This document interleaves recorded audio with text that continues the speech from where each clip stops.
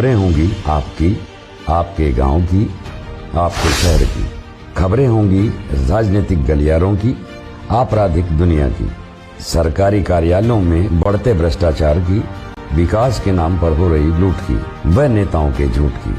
हम दिखाएंगे आपको सच्ची और सटीक खबरें। दिल्ली यूनिवर्सिटी के आईपी कॉलेज में फेस्ट के दौरान कुछ लड़कों का झुंड अंदर घुस गया और वहाँ पे जो लड़कियाँ थीं उनके साथ सेक्सुअल हैरेसमेंट करा गया। ऐसा पहली बार नहीं हुआ है। पहले गार्गी कॉलेज में, उसके बाद मिरांडा हाउस में और अब आईपी कॉलेज में एग्जैक्टली वही चीज़ करी गई। बहुत सारी लड़कियों का एक साथ सेक्सुअल हैरेसमेंट करा गया। हमने दिल्ली पुलिस और यूनिवर्सिटी और कॉलेज प्रशासन को तलब करा है। कब तक ऐसा चलता रहेगा? कब तक लड़कियों का खुलेआम उन्हीं के कॉलेज में, उन्हीं के फेस्ट में सेक्सुअल हैरेसमेंट करा जाएगा, मॉलेस्टेशन किया जाएगा और प्रशासन हाथ पे हाथ धर के खड़ा रहेगा? हम लोगों ने इन्हें तलब करा है क्योंकि मैं ये मानती हूँ कि सिर्फ कमिटी से कुछ नहीं बदलेगा, एक्शन चाहिए। इस बार एग्जेम्पलरी पनिशमेंट होनी चाहिए ऐसे लड़कों के खिलाफ जिन्होंने इस घटना को अंजाम दिया, और साथ में दिल्ली पुलिस, यूनिवर्सिटी और कॉलेज प्रशासन सबकी जवाबदेही तय होनी चाहिए। जी, इस मामले में चलता हुआ नहीं दिखा, तो क्या कुछ ऐसे कदम उठाए जाने चाहिए कि ये सब रुके और बार बार ये नोटिस की, बार बार सवालों की ज़रूरत ना पड़े?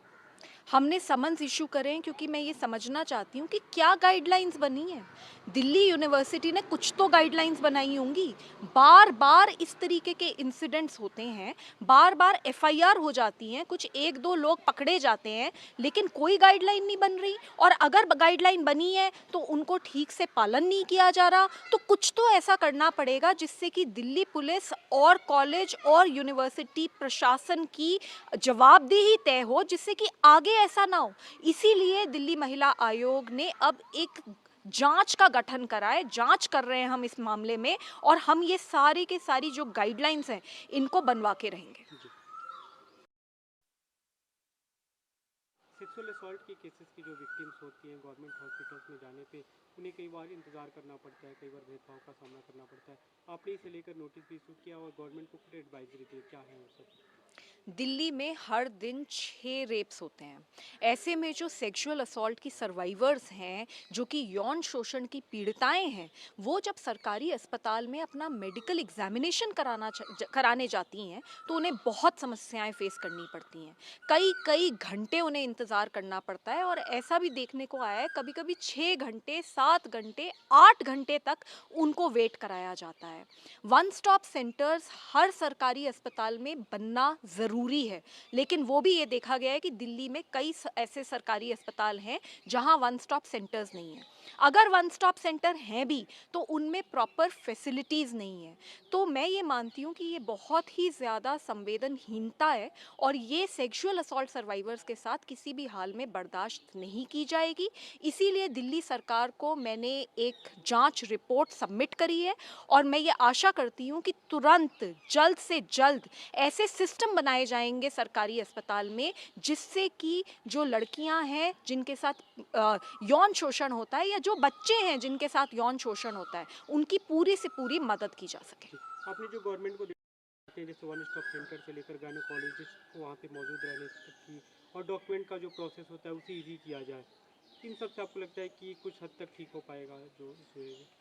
जी, ये बहुत डिटेल्ड रिपोर्ट है, और उसमें हमने हर वो बात बताई है जो एक सर्वाइवर को महसूस होती है। किसी के साथ रेप हो जाता है, किसी के साथ यौन शोषण होता है, वो वैसे ही बहुत परेशान होती है। ऐसे में उस लड़की को इमरजेंसी रूम में ले जाकर वहाँ पे बस बिठा दिया जाता है। ढाई ढाई घंटे, 3-3 घंटे वो वहाँ पे वेट करती रहती है। इसका क्या कारण है? इसका कोई लॉजिक ही नहीं है। तो एक लड़की जो ऑलरेडी बहुत ट्रॉमा में है, उसके बाद आप उसका ट्रॉमा बढ़ा देते हैं, तो ये कहीं से भी सही नहीं है। ऐसे में हमने ये भी पाया कि जो छोटे बच्चे हैं, जो लड़के हैं, उनके साथ अगर यौन शोषण होता है तो उनके पास तो कोई कमरा भी नहीं है जहाँ पे उनका मेडिकल एग्जामिनेशन हो सके। इसको कैसे ठीक बताया जा सकता है? यूरिन टेस्ट से लेके हर तरीके की जो जांच होनी है, उसमें इतना समय लगता है कि एक लड़की की कहीं ना कहीं हिम्मत टूट जाती है, और ये बिल्कुल ठीक नहीं है। हमने दिल्ली सरकार को एक रिकमेंडेशन दी है, और उसके साथ साथ उनसे जवाब तलब करा है कि जल्द से जल्द ये बताइए कि क्या चीज़ें करी जाएंगी जिससे कि ये स्थिति सुधारी जाए।